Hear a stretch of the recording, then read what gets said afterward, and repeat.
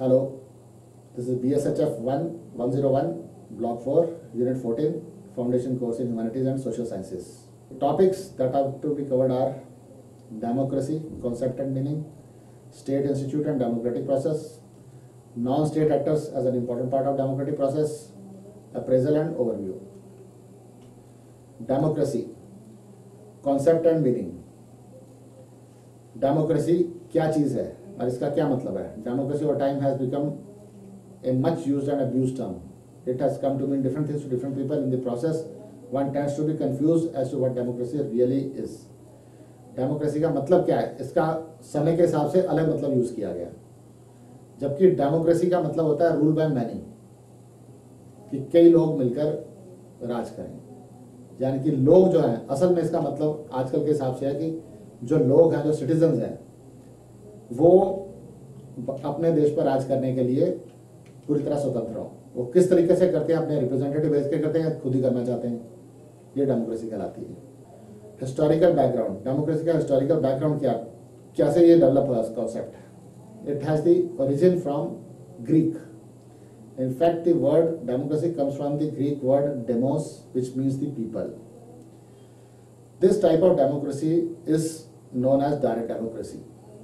Democracy was thus popular and political participation juxtaposed against state affairs. In representative democracy, citizens choose the representative to run the business of the running the state. जो इसका historical background है, Greece से शुरू हुआ. Greece यानी कि यूनानी जो थे, वहां पर पहले सिटी स्टेट्स होते, छोटे छोटे स्टेट्स, जैसे एथेंस था, स्पार्टा था.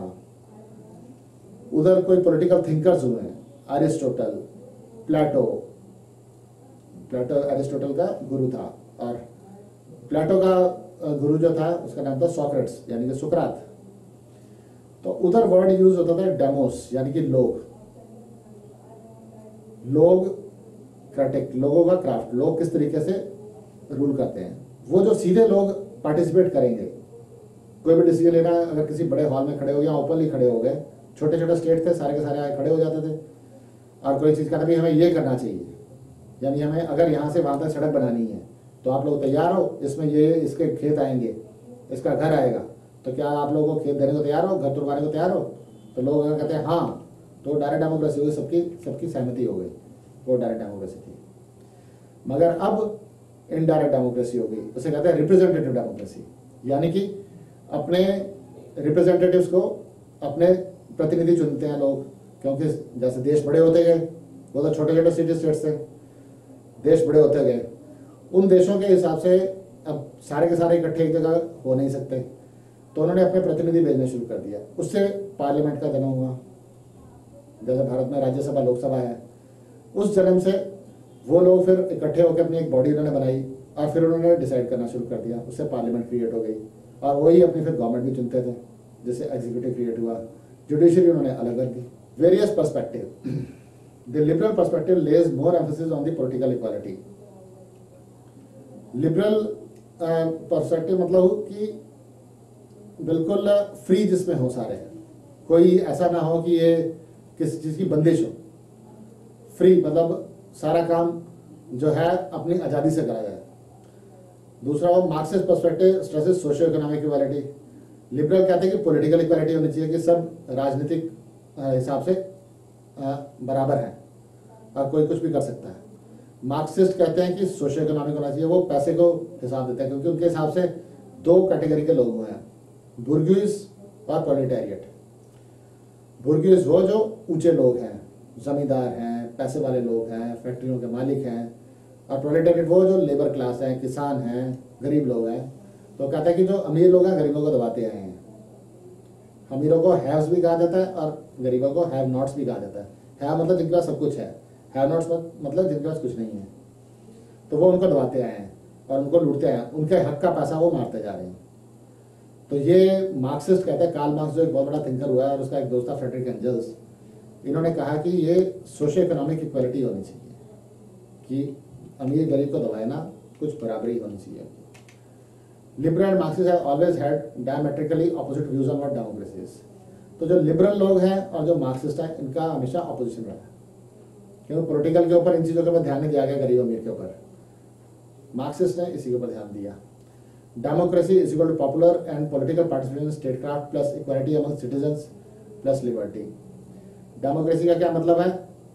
स्टेट क्राफ्ट यानी कि देश को चलाने के लिए, पॉपुलर सबकी सहमति से, जो सब उसके बीच में पार्टिसिपेट कर सकें, सारे लोग, सारे नागरिक, और सारे के सारे सिटीजन, सारे के सारे नागरिक बराबरी के हकदार हैं उसमें, और उसमें उन्हें खुली आज़ादी हो, लिबर्टी हो। The working on democracy in any country entails a consideration of those state actors that concerns themselves with the issues of popular and political participation, equality and liberty. ये सेम चीज है। State institutions and participations, structures of the government. India is a parliamentary democracy modeled on the Westminster parliamentary democracy of the United Kingdom. जो भारत की democracy है वो parliamentary democracy है। जैसे कि जो इंग्लैंड में डेमोक्रेसी चल रही है उसमें पार्लियामेंट सुप्रीम है, भारत में पार्लियामेंट सुप्रीम है। उसे इंग्लैंड की डेमोक्रेसी कहा था वेस्टमिंस्टर पार्लियामेंट और Westminster parliamentary democracy. The head of the government at the center is the prime minister, who has a council of ministers reporting to him and assisting him in the task of the administration.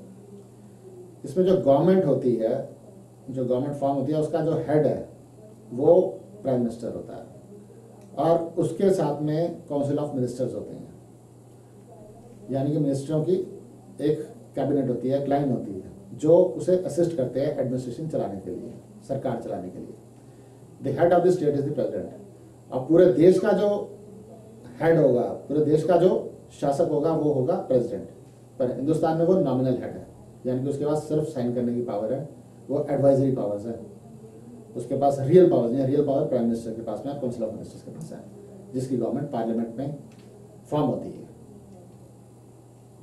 Local self governing institutions. अब local self governing institution क्या क्या होती है? India is a formal framework of government. Bharat में जो government बनी है वो एक फॉर्मल तरीके से बनाई गई है। Institutions outside the formal framework are another important point from which the democratic process flows. इससे जो बाहर इंस्टीट्यूशन बनी है वो एक अलग इंपॉर्टेंट पॉइंट को दर्शाती हैं। In India most important and significant local self governing institution is that of the Panchayati Raj.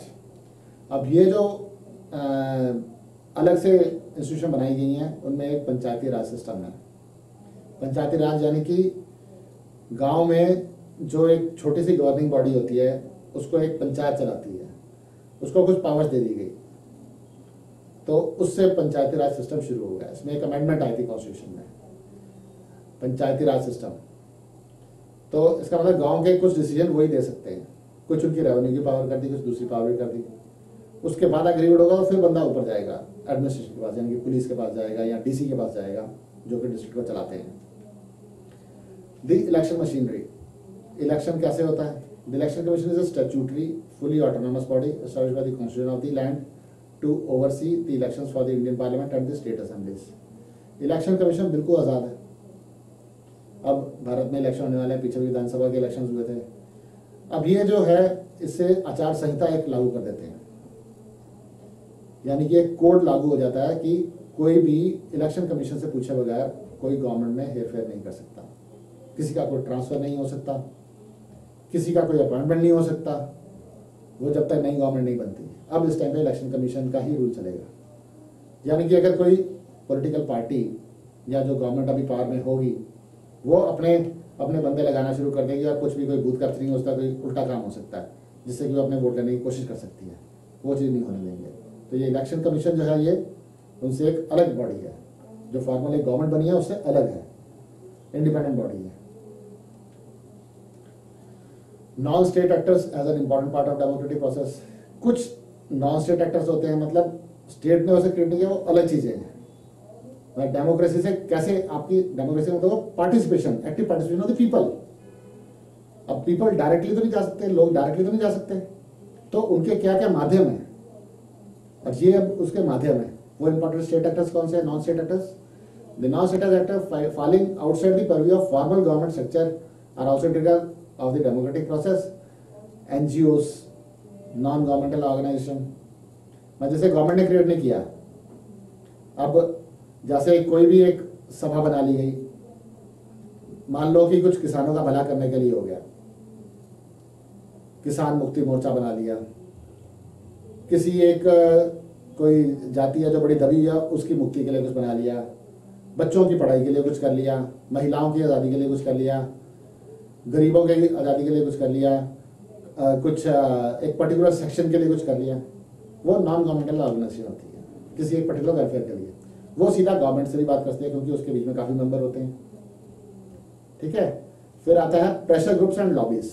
अब प्रेशर ग्रुप्स होते हैं अपने अपने इंटरेस्ट को एनफोर्स करने के लिए।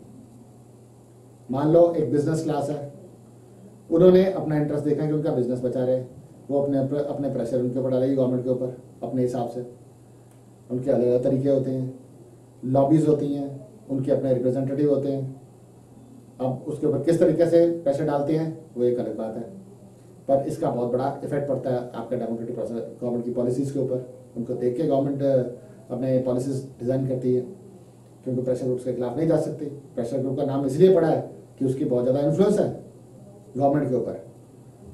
और ये अपने मीडिया, आजकल मीडिया आ गया है, टीवी आ गया, सबसे बड़ी चीज़ है टीवी। अखबारें भी हैं, रेडियो भी है, बट सबसे बड़ी चीज़ है इस टाइम टीवी। टीवी के माध्यम से अपने आप को आगे बढ़ा सकते हैं। कई चैनल्स होंगे, प्राइवेट चैनल्स होंगे, और वो अपनी अपनी कोई ना कोई रिपोर्ट देते रहते हैं, किसी का कोई जुल्म हुआ तो वो बताते रहते हैं। पीपल्स मूवमेंट्स, लोगों की कई बड़ी मूवमेंट्स हो सकती हैं। दिसंबर 16 में यहाँ पर दिल्ली में एक रेप केस हुआ था, जिसके लिए लोग सारे के सारे जागरूक हो गए। उसी के कारण एक्ट कई पास हो गए, इसमें एक नया लॉ आ गया और उसमें कई वुमेन को आज़ादी दे दी गई। उनके साथ में कोई भी कई तरह की कैटेगरी बना दी गई जो पहले नहीं थी, उसका ज़्यादा सजा दे दी गई। ये पीपल्स मूवमेंट्स भी होती हैं। लोगों की कितनी ज़्यादा जोश किस तरीके से आ रहा है ये चीज़ सामने आती है, मीडिया इसको उजागर भी करता है। Appraisal and overview. We come to an overview and appraisal of the election machinery, which, as we pointed in section 14.4, is a vital component of any functioning democracy. Our overviews and appraisal of the democratic process cannot be complete without a constitution of the civil society comprising majorly the NGOs, pressure groups and people's movement. मतलब ये कि democracy में participation कैसे हो, सरकार कैसे चले, क्या क्या चीज़ों का ध्यान रखा जाता है। पंचायती राज को देख लिया, नगर पालिकाएं देख ली, वो छोटे से छोटे लेवल को कवर कर रही हैं, यानी कि जो सिटीजन है उसकी आवाज़ किस तरीके से ऊपर तक पहुंच रही है। अगर वो पंचायत में अपना आवाज़ उठाएगा, एनजीओ को बताएगा, या फिर वो प्रेशर ग्रुप को बताएगा, या मीडिया को बताएगा, तो आवाज़ वहां तक पहुंचेगी, उससे आवाज़ लोगों की उठ सकती है, लोगों का व्यू बन सकता है। हर वो चीज़ जिसका पार्टिसिपेशन है गवर्नमेंट के डिसीजन के ऊपर, सरकार को चलाने में, वो इम्पॉर्टेंट है, वो डेमोक्रेसी का एक हिस्सा है। Thank you. This is the end of the session, unit 14।